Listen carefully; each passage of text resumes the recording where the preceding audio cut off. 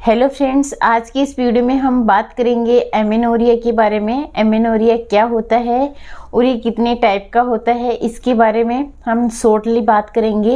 And इसकी homeopathy की कौन कौन सी मेडिसिन्स हैं, इसके बारे में भी हम इस वीडियो में बताएंगे। तो वीडियो के एंड तक बने रहना, ये वीडियो आपके लिए काफ़ी इन्फॉर्मेटिव होने वाला है। एंड अभी तक अगर आपने मेरा चैनल सब्सक्राइब नहीं किया है तो प्लीज़ चैनल को सब्सक्राइब कर दीजिए और नीचे दिए गए बेल आइकन को दबा दीजिए ताकि जैसे ही मैं वीडियोस डालूँ आपको नोटिफिकेशन मिल जाए। तो चलिए वीडियो स्टार्ट करते हैं। हेलो फ्रेंड्स, मैं डॉक्टर रीना मून मेरे यूट्यूब चैनल में आपका बहुत बहुत स्वागत करती हूं। तो दोस्तों, आज की इस वीडियो में हम बात करेंगे एमेनोरिया के बारे में। तो सबसे पहले हम जानते हैं एमेनोरिया क्या होता है। एमेनोरिया मीन्स आपका जो पीरियड्स होते हैं, मेंस्ट्रुअल साइकिल होता है, जो यंग गर्ल्स होती हैं उनमें उनका स्टार्ट ही नहीं होता है, यानी कि उनका जो मेनार्की है वो आता ही नहीं है, उनको पीरियड्स आते ही नहीं हैं। तो उसको हम प्राइमरी एमेनोरिया बोलते हैं। और सेकेंडरी एमेनोरिया किसको बोलते हैं? सेकेंडरी बोलते हैं कि यानी कि जो पीरियड्स स्टार्ट तो हो गए लेकिन किसी भी वजह से एक बार पीरियड्स स्टार्ट होने के बाद उनका पीरियड्स वापस बंद हो गया है, यानी कि उसका जो मेंस्ट्रुअल साइकिल है वो वापस नहीं आ रहा है। ये किसी भी वजह से हो सकता है। अगर आपको कोई डिजीज़ हो गई है, लाइक पीसीओडी हो गया है, थायराइड हो गया है, या फिर मेंटल स्ट्रेस की वजह से आप बहुत ज़्यादा ओबेस हो गई हैं। बहुत सारी ऐसी डिजीज़ हो सकती हैं जिसकी वजह से जो लड़कियां होती हैं उनका हार्मोनल इम्बैलेंस हो जाता है, काफ़ी ज़्यादा स्ट्रेस लेती हैं, एंजाइटी में रहती हैं। तो उसकी वजह से भी कई बार जो यंग गर्ल्स होती हैं उनका जो पीरियड्स आना बंद हो जाता है। तो ये भी सेकेंडरी एमेनोरिया में ही काउंट होता है।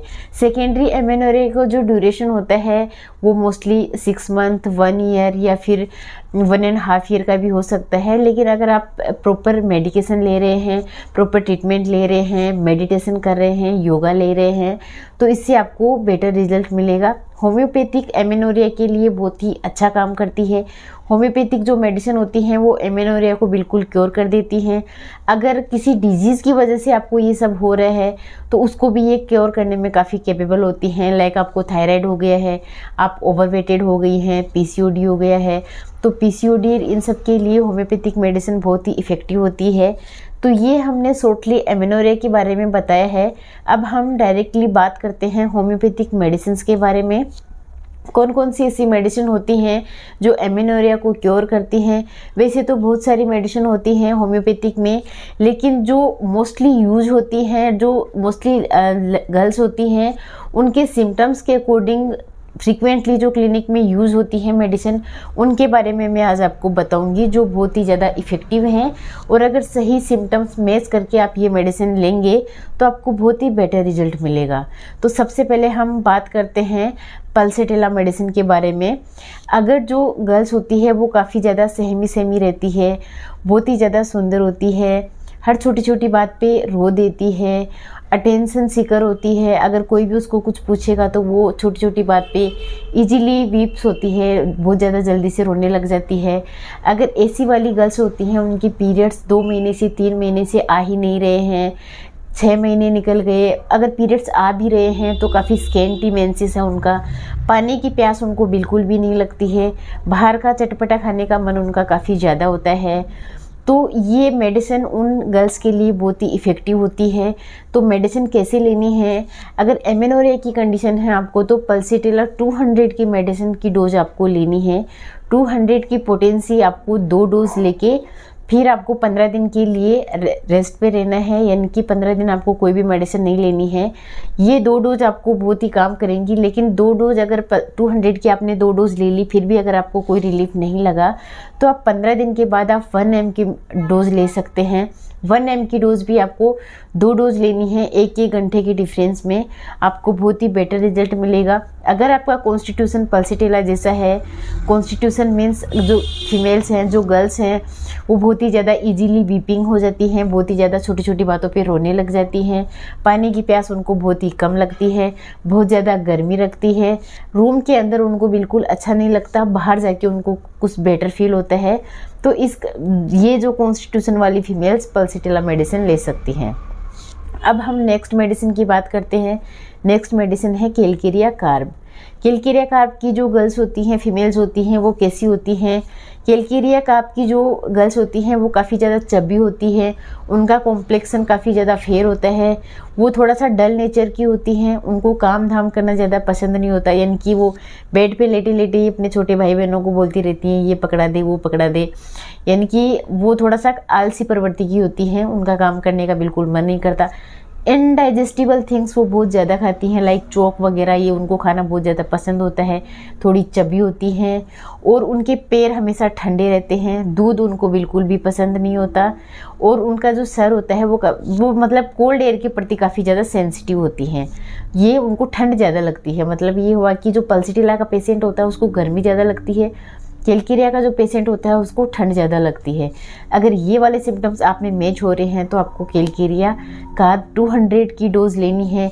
वैसे ही आपको 2 डोज़ लेनी है, 2 डोज़ के बाद आपको 15 डेज़ का रेस्ट रखना है। अगर 15 डेज़ में आपकी पीरियड्स आ जाते हैं तो ठीक है, अगर नहीं आते हैं तो आपको 1 mg की डोज़ लेनी है, आपको बहुत ही बेटर रिजल्ट मिलेगा।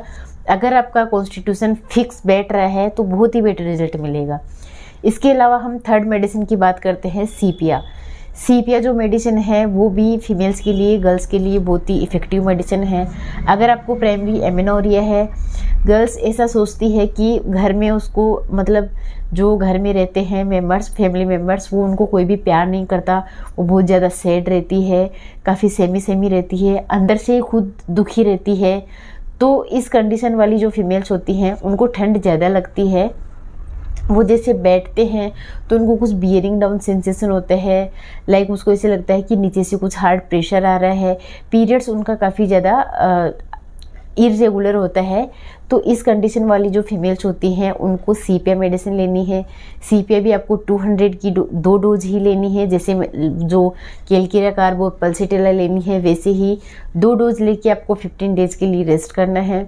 अगर पीरियड्स आ जाता है तो ठीक है, नहीं आता तो आप 1 mg की 2 डोज लेके फिर 15 डेज़ के लिए आप देखिए आपको कैसा लगता है। इसके अलावा हम नेक्स्ट बात करते हैं नेट्रम म्यूर का। नेट्रम म्यूर की जो फीमेल्स जो गर्ल्स होती हैं वो काफ़ी ज़्यादा इंट्रोवर्ट होती हैं, वो अपनी बात किसी से शेयर नहीं करती, चाहे कोई कितना भी मर पसले वो अपनी बातें किसी को शेयर नहीं करेंगी, ईजीली किसी के सामने रोएंगी नहीं। कोई एक पर्टिकुलर इंसान होता है जिसके सामने वो अपनी फीलिंग्स शेयर करती है, हर किसी के सामने अपनी फीलिंग्स शेयर नहीं करती है। काफ़ी दुबली पतली होती है, खाना खाने में काफ़ी अच्छी होती है, फिर भी दुबली पतली होती है। सॉल्टी फूड उनको काफ़ी ज़्यादा पसंद होता है, खाने में नमक डाल के ही खाएंगी, जैसे सब्ज़ी ले रही हैं तो उसमें ऊपर से नमक डाल के लेंगी, डेफिनेटली लेंगी।